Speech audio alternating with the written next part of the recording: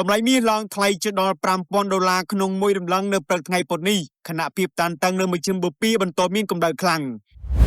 គិតត្រឹមម៉ោង10ព្រឹកថ្ងៃទី22ខែកក្កដានេះតម្លៃមាសអន្តរជាតិបានឡើងថ្លៃមកដល់តម្លៃ$4,994នៅក្នុងមួយរំលឹងឬស្មើនឹង$4,142នៅក្នុងមួយអោន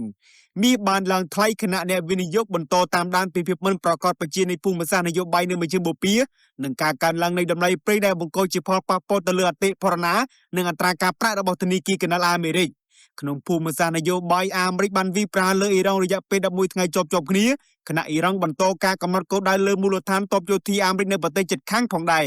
ការបន្តវាយប្រហារគ្នារវាងភាគីទាំងពីរបានបង្កឲ្យមានក្តីបារម្ភថាសង្គ្រាមអាចនឹងមានរយៈពេលយូរបន្ថែមទៀតហើយការបិទផ្លូវទឹកច្រកសមុទ្រហូមូសពីអ៊ីរ៉ង់និងការបិទផ្លូវទឹកច្រកសមុទ្រក្រហមពីក្រុមហ៊ូទីមហ៊ូទីអាចនាំឲ្យការនាំចេញប្រេងនិងការផ្គត់ផ្គង់ប្រេងរងផលប៉ះពាល់ខ្លាំង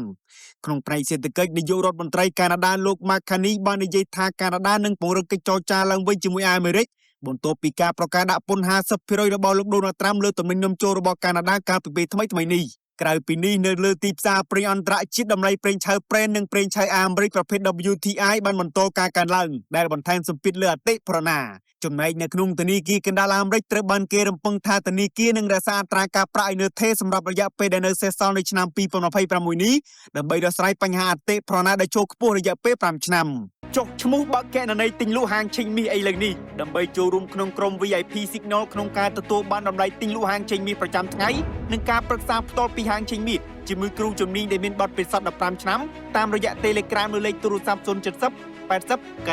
5លោកអ្នកក៏អាចតាមដានតម្លៃហាងឆេងមាសអន្តរជាតិប្រចាំថ្ងៃនិងព័ត៌មានសេដ្ឋកិច្ចសំខាន់ៗជុំវិញពិភពលោកនៅលើ Facebook Page និង Channel Telegram របស់ Master Ken Academy សូមអរគុណ